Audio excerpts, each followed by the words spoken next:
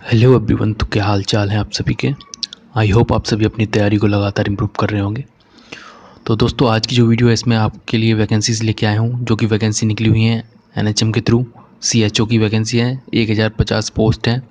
Salary लगभग सभी NHM के सीएचओ की जो पोस्ट होती है उसके लिए लगभग 35 से 40 हज़ार के आसपास रहती है। थोड़ी ऊपर नीचे हो सकती है क्योंकि एडवर्टाइजमेंट में ये सैलरी नहीं दी गई, लेकिन ऑलमोस्ट 2-3 स्टेट के जो निकले हैं उसमें 35 से 40 हज़ार के बीच में ही रही है। तो इसमें भी जो सैलरी है वो इतने के बीच में ही रहने के चांसेस हैं।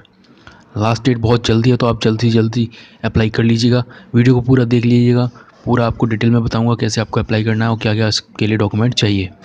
ऑनलाइन होने कब से स्टार्ट होंगे पूरी डिटेल आपको देता हूँ।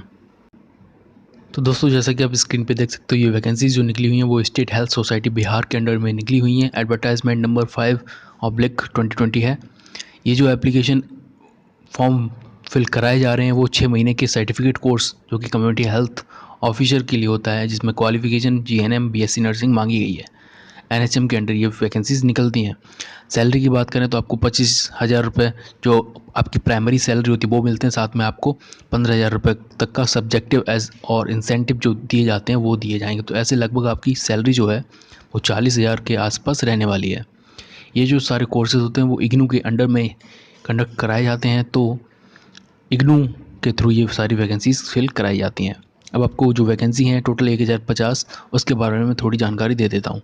इन वैकेंसीज़ को उन्होंने कैटेगरी वाइज डिवाइड कर दिया। जैसे यूआर यानी जनरल की 174 वैकेंसी हैं। फीमेल के लिए अलग से इन्होंने कोटा रखा है 94। एमबीसी इसका मतलब होता है जो बिहार के लोग हैं अदर बैकवर्ड कास्ट के, उनके लिए ये वैकेंसी 175। ऐसे करके इन्होंने ईडब्ल्यूएस को भी मेल फीमेल के बीच में डिवाइड कर रखा है। एज की बात करें, एज रिलैक्सेशन की, तो गवर्नमेंट ऑफ बिहार के अंडर ये वैकेंसी है। आपकी एज जो है वो मैक्सिमम जनरल और ईडब्ल्यूएस कैंडिडेट वालों के लिए 42 ईयर्स, और जो कैटेगरी वाले हैं उनके लिए ओबीसी वालों के लिए 45 साल, एससी एसटी वालों के लिए 47 साल रखी गई है। मिनिमम एज 21 साल होनी चाहिए, और अगर आप किसी जॉब में थे तो आपको 10 साल का रिलैक्सेशन भी मिल सकता है।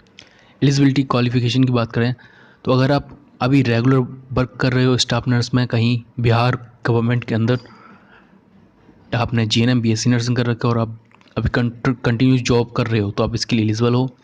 उसके बाद इन्होंने कहा अगर आपने जीएनएम कर रखा है किसी भी रिकॉग्नाइज इंस्टीट्यूट से, किसी भी स्टेट से, बस आप शर्त ये है कि आपका रजिस्ट्रेशन उस स्टेट की नर्सिंग काउंसिल में होना चाहिए, तो आप इसके लिए एलिजिबल हैं। आप फॉर्म अप्लाई कर सकते हैं। लेकिन आगे इन्होंने कहा जब आपको सिलेक्शन हो जाएगा तो आपको बिहार नर्सिंग काउंसिल से रजिस्ट्रेशन करा के वही दिखाना पड़ेगा। यानी रजिस्ट्रेशन जो है वो आपको बिहार में कराना पड़ेगा। सिलेक्शन के टाइम आपको जो डॉक्यूमेंट वेरिफिकेशन होता है उस टाइम आपको रजिस्ट्रेशन बिहार नर्सिंग काउंसिल का ही दिखाना पड़ेगा। तो आप तब तक रजिस्ट्रेशन करा लीजिएगा। यहाँ पे उन्होंने जो शॉर्ट फॉर्म एब्रीवेशंस यूज़ की थी उसकी फुल फॉर्म दे रखी है। एप्लीकेशन फ़ीस की बात करते तो जनरल वालों के लिए 500 रुपये रखी गई है जनरल, और जो कैटेगरी वाले हैं उनके लिए एससी एसटी वालों के लिए 250 रुपये रखी गई है फ़ीस। लास्ट डेट इसकी 14 जुलाई है शाम के 6 बजे तक, तो आप जल्दी से जल्दी फॉर्म फिल कर लीजिएगा। आपकी जो फ़ीस है वो ऑनलाइन पेमेंट के थ्रू होगी, और आपकी जो एज वगैरह वो 1 जनवरी को नोट की जाएगी, 1 जनवरी से ही मेज़र की जाएगी।